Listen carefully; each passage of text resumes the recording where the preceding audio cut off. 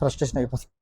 Hi hello నమస్తే, నా పేరు Shyam, this is deja vu. Welcome to movie reviews and Rajasaab movie review. సినిమా చూసాను, ఎలా ఉందో మాట్లాడుకుందాం. మాట్లాడుకునే ముందు ప్రభాస్ ఫ్యాన్స్ ఎవరు ఉంటే కొంచెం కామెంట్ చేయండి, లైక్ చేయండి. మూవీ ఎలా ఉందంటే వన్ వర్డ్ లో చెప్తాను. ఒకటి, it's not a Prabhas movie. ఇది ప్రభాస్ గారి సినిమా కాదు. సినిమా చాలా చిన్న కథతో స్టార్ట్ చేసిన సినిమా ఇది. ప్రభాస్ గారు ఉండడం వల్ల అలా గ్రాండియర్ గా చూపించారు అంతే, అంతేగాని సినిమా పెద్ద కథ కాదు. ఈ విషయం మనకి సినిమా స్టార్ట్ అయిన ఫస్ట్ 15 minutes కి అర్థమైపోద్ది. కరెక్ట్ గా చెప్పాలంటే సినిమా బాగాలేదు, సినిమా నాకైతే నచ్చలేదు. సినిమా 3 hours ఉంటుంది. 3 hours మొత్తంలో సెకండ్ హాఫ్, అది క్లైమాక్స్ దగ్గరలో ఒక 20 minutes బాగుంటుంది అంతే. ఇంకా మిగతా సినిమా మొత్తం డ్రాగ్ అవుతుంటది, చిరాకు వస్తుంటది, కామెడీ పనిలేదు, హర్రర్ సీన్ ఒకటి లేదు పుణ్యానికైనా సరే. గ్రాఫిక్స్ తేలిపోతాయి, సాంగ్స్ అయితే చెప్పకండి, ఇంక మాట్లాడకండి. సినిమా ప్లస్ల కోసం మాట్లాడుకుంటే ప్రభాస్ గారు ఇలాంటి కథ చెయ్యాలనుకోవడమే ముందు ప్లస్.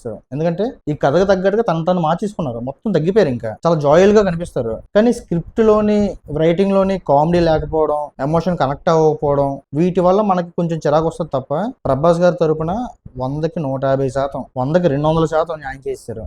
అంత బాగా చేశారు. రెండోది, మారుతి గారు అనుకున్న కాన్సెప్ట్ అన్ని సినిమాల్లాగా హర్రర్ మూవీ కాదు ఇది. వీళ్ళని హిప్నటైజ్ చేయడం, అది ఇప్పుడు వచ్చి మనం చూడలేదు.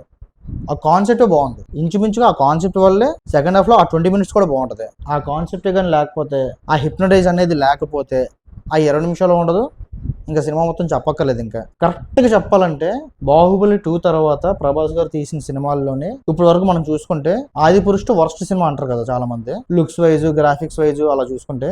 కానీ స్టోరీ బాగానే ఉంటుంది, రామాయణం కథ. ఆదిపురుష్ కన్నా దారుణ ఈ సినిమా. ఇలా మైనస్ల కోసం మాట్లాడుకుంటే చాలా ఉంటాయి. చెప్పాను కదా, హర్రర్ అనేది ఒక్క సీన్ లో కూడా లేదు. వీళ్ళు హర్రర్ కామెడీ మూవీ అన్నారు, పుణ్యానికైనా పోనీ ఒక్క సీన్ అయినా హర్రర్ సీన్ ఉందంటే ఒకటి లేదు. కామెడీ అయితే మనం గదగద పెట్టుకుని నవ్వుకోవాలి. ఇంకా ప్రభాస్ గారు చేసే కొన్ని కామెడీ యాంగిల్స్ మనం చూసి చాలా రోజులు అయింది కాబట్టి మనకి నవ్వు వస్తుంది, అంతేగాని అందులో జోక్ ఉండదు. అలా ఉంది కామెడీ. ముందు రైటింగ్, స్క్రీన్ ప్లే కోసం మాట్లాడుకోవాలి. ఫస్ట్ హాఫ్ రాడ్, ఎందుకంటే సాంగ్స్ గానీ, ఆ లవ్ స్టోరీ గానీ, వీళ్ళు ఎందుకు ఏడుస్తున్నారు, ఎందుకు బాధపడుతున్నాడు, ఆ స్క్రీన్ ప్లే మొత్తం చాలా మైనస్ ఫస్ట్ హాఫ్ అయితే. ఇంకా సెకండ్ హాఫ్ లో కొంచెం కాన్సెప్ట్ స్టార్ట్ అయ్యి 2-3 సీన్లోనే కొంచెం మనం ఎంగేజ్ అవుతుంటాం. తర్వాత అది కూడా లాగ్ అయిపోద్ది అనుకోండి. క్లైమాక్స్ వచ్చాక ఎంత సింపుల్ గా ఒకటి సరే అనిపిస్తుంది మళ్ళీనే. ప్రభాస్ గారి ఫ్యాన్స్ అయితే నన్ను తిట్టుకోకండి, ప్రభాస్ గారి తరపున 2 మైనస్లు ఉన్నాయి. ఒకటి, వాయిస్ బాగాలేదు, ఆ వాయిస్ వల్ల కొంచెం డైలాగులు కూడా అర్థం కాలేదు. రెండోది, కొన్ని చోట్ల డూప్ ను వాడారు, ఆ డూప్ కి ఫేస్ అతికించినట్టు ఉంటది. అది ప్రభాస్ గారు తప్పు కాదు, మనం మాట్లాడుకుంటున్నాం కాబట్టి చెప్తున్నాను. అలాగా అది క్లియర్ కట్ గా తెలిసిపోద్ది. డూప్ కి ఫేస్ వాడుతున్నారు, ఫేస్ కదిలిపోతుంటది అనమాట. ఇలా చెప్పుకుంటూ పోతే చాలా మైనస్ ఉన్నాయి, ఇన్ని మాట్లాడుకోవడం అనవసరం. ప్రభాస్ గారి ఫ్యాన్స్ కి ప్రభాస్ గారి వల్ల కొంతవరకు నచ్చుతుంది, మిగతా ఆడియన్స్ కి అయితే అంత నచ్చదు.